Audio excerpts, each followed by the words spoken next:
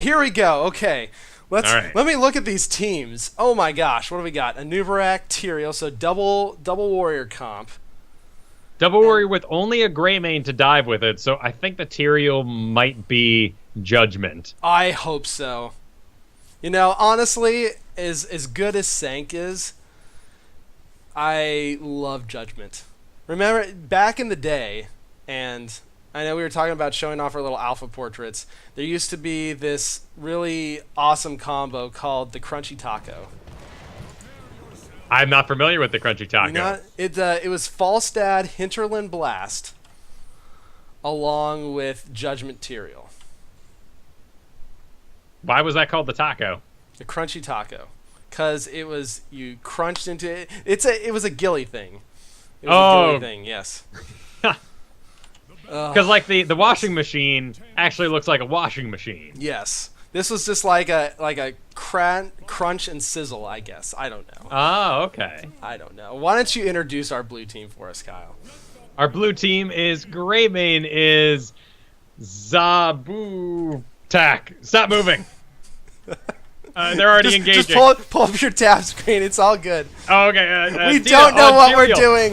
Tyrael is getting attacked. He is going to barely get out. Drawn actor pulling back, taking lots of damage from the rest of the team. And he is actually going to fall. Greymane doing a lot of work in the back line. Going to pull back out. And 1-0 on a absolutely crazy engage to start the game out. Yeah, it's really showing the power of Greymane here. This is going to be a very, very interesting game as we have to see who's going to control the objective and what choices, particularly Can't Wake Up, is going to make during the objective. So I think they should, of course, they got the Greymane. So the Greymane is to burn the objective 100%. An excellent Feral Spirit, though, onto Greymane, followed up by a Power Slide, is going to seal Greymane's fate completely. He does not have Eyes in the Dark yet. And that was just really well coordinated. He's got time to get back, though. Arrow is going to go and get back right now. Going to get at that mana on Thrall. But really, I mean, Can't Wake Up, they have the easy job here. All they have to do is just create a ton of noise and stop people from engaging Greymane, who should be burning the objective. Whereas our enemy team, B-Steppers, they have to do the Li Ming thing. Get Vala locked on. It's not difficult, but they don't have as much zoning without the double tank. Everything is on ETC, who did explode earlier. Yeah, he did explode. And ETC is not the sturdiest tank in the game. It's So really let's see nice. what choices they make. Pretty Yep, decent.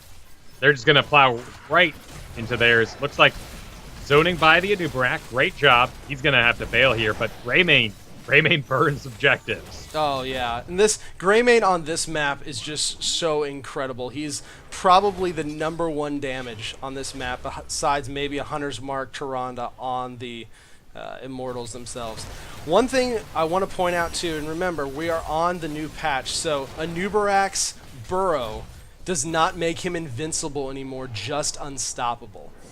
So you have to be a lot more careful when you're using that as a retreat, because if you're low health, you can die on the way out. And much like those old Muradin jumps where the little Vala bolt just follows you through the air, the same thing will happen on Anubarak now. And actually, you know, the B-Steppers end up taking it, which is very, very scary for Can't Wake Up. In fact, Yeah. Greymane exploding, really important character right now. And of course, Sylvanas, you know, this isn't an attack. She doesn't have any advantage here. There is no damage in the bottom to deal with this Immortal. Yeah, Greymane unfortunately got caught in the Immortal stun, and B-Steppers just capitalized on it instantly. Brightwing again caught out. Another great power slide by Drawn Actor, and they're just taking control of this early game. And you can see maybe how squirrely the ETC and the Rhaegar are right now, but Erho has the confidence to just continue his attack into the last moment. He's going to be able to give them so much direction, if not even through voice comms, just through his body language here. That could give him a huge edge here. And like I said, the Can't Wake Up's team, it didn't pull it off in the first objective, so they got to be wondering to themselves, what can we do differently now? Yeah, they're down about a half level. The fort did survive, if only barely, and B-Steppers have to be feeling pretty good right now. That much damage on a fort with your first Immortal, that's almost like best case scenario for that. And it is going to be an orb build out of Li Ming, actually, which is pretty interesting. Caltrops at level 1. I'm still fascinated by Vala build as we figure out what's the best. Looks like it will go into an auto attacker. And this is the brand new Caltrops build. And I've got the talent highlighted so you can kind of see it is a quest talent now. She's got quite a few new quest talents, actually. They're really trying to give more opportunities for players to slowly eke out a win for themselves solo style, which is a great thing for the health of the game. Yeah, as we had those star the majority players of the like games probably are solo. A nice burrow in onto Li Ming. The polymorph goes down, and she is going to fall. Excellent gank by them, but unfortunately, drawing that much manpower, an excellent feral spirit by Erho, and Sylvanas is going to fall very quickly along with this bottom fort. So it is a Calamity build, just the Triumvirate picked up there in the in-between. It's a powerful damage town. They're saying we don't need any more self-sustain for Li Ming. All right, Immortals now starting to fight. Immortals are on opposite ends. The Greymane comp should technically have the advantage with this. As Vala's already locked on. They're going to win this one. We're going to have a swap. Li Ming's back on the field now. They lost their small window of opportunity. Now, they do have minions in the bottom, which are going to help out push out, so they can't go for a keep if everyone got wiped. Yeah, Zab actually didn't even go into his Worgen form that time around. Nice job getting them onto the stun of the Immortal, and now they're trying to push him back a little bit, but Quan's taking so much damage. Great job by Greymane there, diving out. Can Tyrael get back, though? Tyrael did not take a death talent, so he's not going to be able to do much when he goes down. Sylvanas taking quite a bit of damage as well. Greymane's trying to find an opportunity, but he's low on mana. They need to go back, focus on the objective. There we go. Okay, with ETC down, with Vala down, they have a window of opportunity where they can burn this. Yeah, and they should have a decent chance of getting that. Nice Feral Spirit, though, by Erho onto Ronaldo. He is going to Haunting Wave away just in time, but they're going full defense mode just to give the rest of their team time to get back, and now it's there goes Thrall. Yeah, it's stalemate again. There goes Thrall and Vala, and once Vala's locked on, dead Tyrael. I don't know if Can't Wake Up can win this fight now. They're racing them as fast as they can. Greymane getting on, and just the insane damage he does, they're actually going to barely take it. I'm surprised. If Vala didn't have to build up hatred for her attack speed, they would have had that, but luckily, Tyrael, in an odd way, luckily Tyrael died quick enough that Vala did not leave that fight ready to burn the Immortal at full power. Exactly.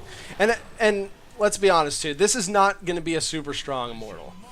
I mean, there's barely a little shield on this. He's going to go into melee mode pretty quick, and the rest of B-Steppers is going to come up for the defense, so we probably won't see much more than this front gate and towers.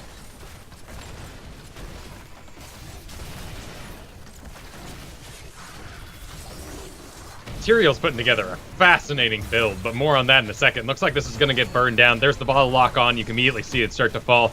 Thrall finds the confidence to go in. Greymane's still out of form. Wow. He does get the kill. He's going to have to walk forward with it. Actually, great dive there by the Anubarak, too. That's going to fully zone them out. In the bottom here, though, Li Ming has stopped the Tyrael from wailing on the fort there. And just as I say this, I mean, you've got to give a ton of credit to Can't Wake Up. They did a really good job zoning out. A beautiful Wailing Arrow coming in. They have their level 10s now.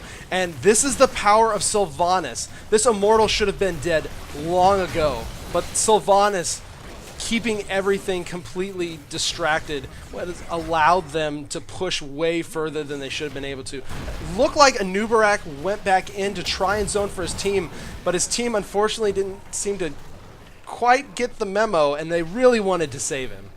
Happy Feet does teleport out, though, to the bottom, where Tyrael is going to take that bottom fort. Finish it off. The Archer's going to do it. There we go. Well done, minion. Here they come. They're going to be a little too late. They might actually... Oh, no, they interrupt the Brightwing. Now she's got a long walk home. Thank goodness for Smite, though, leaving that little area effect so she can get the bonus speed. Yep. And she's got some pixie dust that she can throw on herself, too, so... let's talk about ults, though, because ults are now out for both teams. We do have Cocoon coming out of Anubarak. The Cocoon is just one more Mosh interrupt. They're really afraid of that thing. Yep.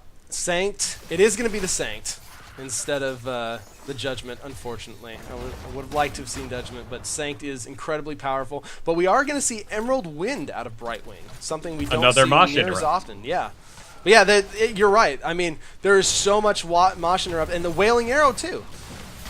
Drawn Actor's going to have to be super careful. The Ancestral a little premature onto Airho, and Vala is going to fall instead. Tons of damage going out. The Wailing Arrow hits 4 people. Drawn Actor trying to peel for his team as much as possible, but the damage is just too strong. Greymane's going to have to pull back a little bit. He can't risk to get Li Minged. That's why you go Quicksilver Bullets on Greymane. He would not have been able to get those pickups. It's an incredible talent. Yep. It's tempting to go with Wizened. the Wizened, but you're just not going to...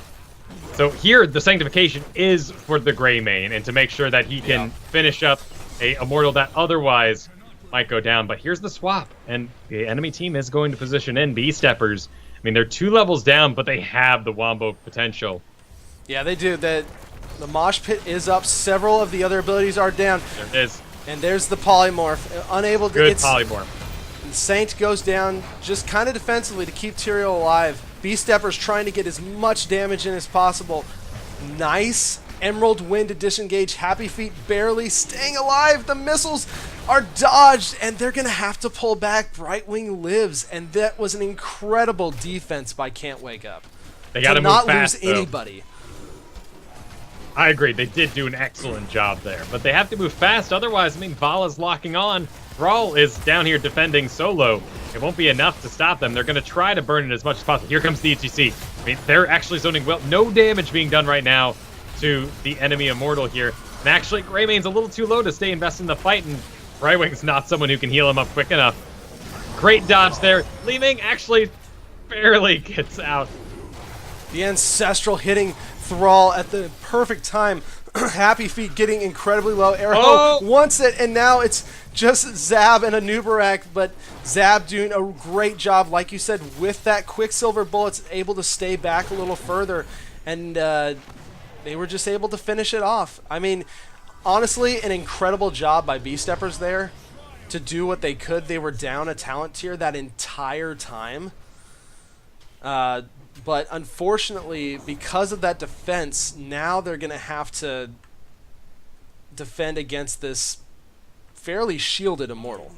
Well, and to another note, just for the coordination of B-Steppers, they did end up taking Wave of Force and Sundering, which are 2 things that can very much ruin your Rain of Vengeance and your Mosh Pit, and they didn't mess up once. No. So while they were down to levels, that was the problem with their engagement. They actually made a very smart use of their abilities.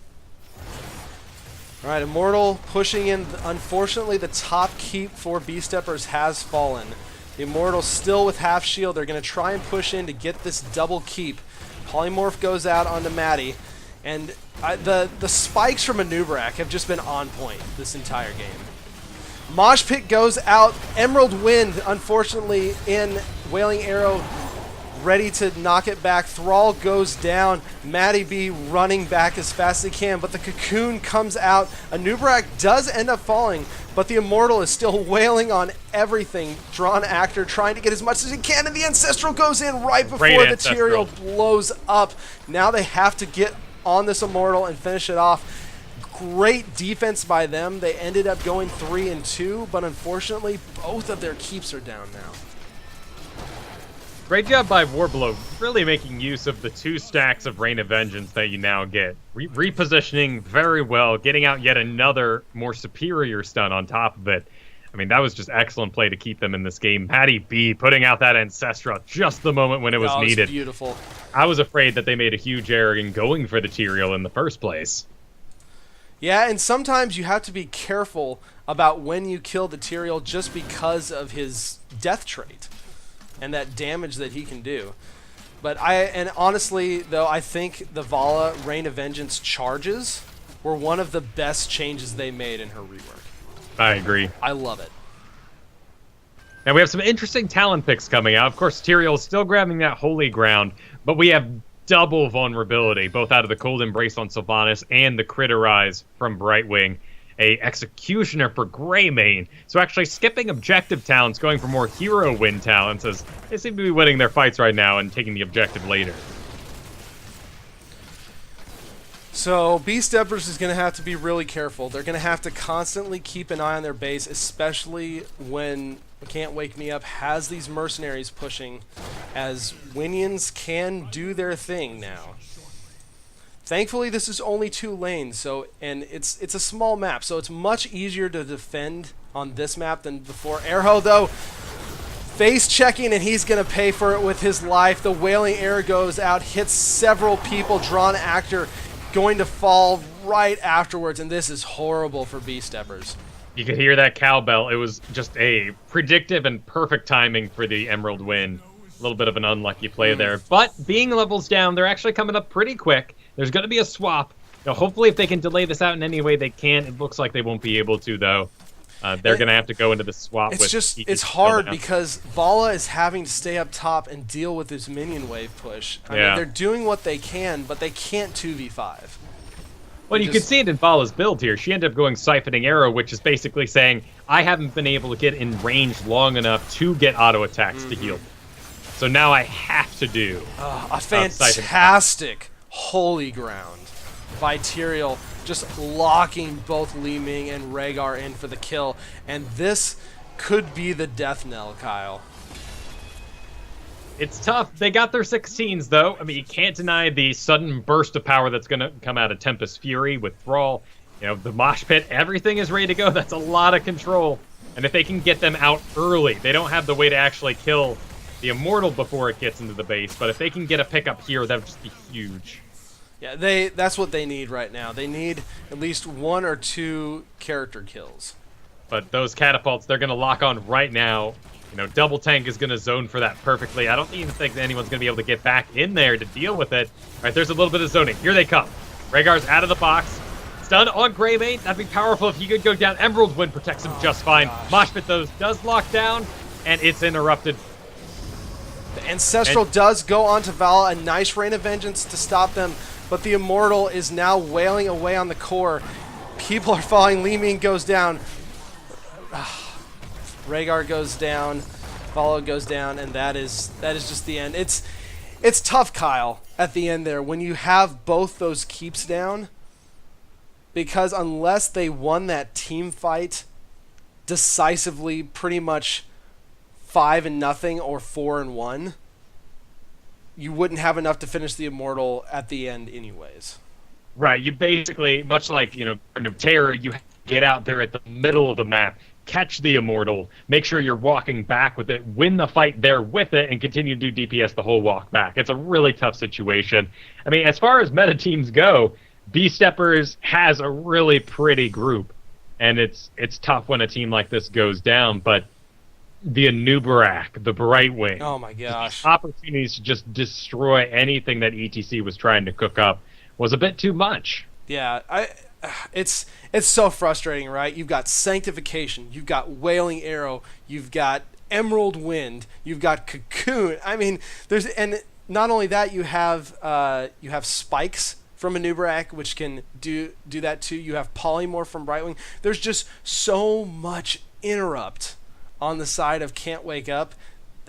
ETC just couldn't do a thing. And check out, I mean, Happy Feet, great job on Brightwing. Not only the almost clairvoyant Emerald Winds, but the fact that they were able to keep a team like this alive with Brightwing is a pretty stellar feat. I mean, look at this damage. Sylvanas taking the very top in both Siege and Hero damage, but the wall below her, down to Greymane, is an extra 10,000. Yeah. Li Ming, Thrall, Vala, that's a ton of damage for Brightwing to have to deal with. And sure, the tanks did absorb a lot, but very well done, and that control the battlefield. Then you go all the way down to ETC Rhaegar, so they weren't able to put out the damage, and that's another point in Happy Feet's cap there, is being able to do over 20,000, a good amount of damage on Brightwing. It's not hard to do, but it takes a dedicated player. Well, that's part of what made Can't Wake Up's comp so good, is that whoever engaged first, be it Thrall or Li Ming or Vala, there was so much CC or silence or anything to keep them from doing damage that they almost made them ineffectual for the first whole half of the fight. Yeah. And one other thing a lot of people forget about Emerald Wind is that it also increases your Soothing Mist healing, your base Soothing Mist healing. And that was added in several patches ago to kind of buff that talent a little bit. But that adds up a lot for your passive Soothing Mists. I wish we could see, the healing numbers, how they changed based on talents picked. I'd love to see how much damage Unstable Anomaly actually put out. I think that's a fantastic pick for Brightwing at level 4. Polymorph ends, deals damage. That whole enemy team was balled up, and they read at level 4 that this would be a good pick for him. Yeah, no. Again, it's the happy feat, the almost clairvoyance of picking or using exactly what he needed to do when he needed to do it. And then by the time they got to 16, the double vulnerability just kind of sealed the deal. Very well done. Yeah, very well done. Grats to both teams. Really good game. Again, it was kind of like our first game. Beast Steppers came out really strong at the beginning, and then once Can't Wake Up kind of synced up, they just kind of dominated the rest of the game. There were tough choices, and had there been other strategies done around the Immortals, it seemed like both teams just wanted to fight. And that was a little surprising, particularly with the two teams that were drafted that we didn't see. A bit more telegraph, a little more even obvious play when we got into that Immortal phase. Yeah. It was there was some really good team fights around the Immortal, and there was some really good defense, but I'll tell you, that Greymane can just rip up PvE objectives. Yeah. Just ridiculously, and we saw that. It's so hard to race against a Greymane. All right, guys. Well, huge congrats to Can't Wake Up on winning their placement game. And these placement games, you go through several placement games to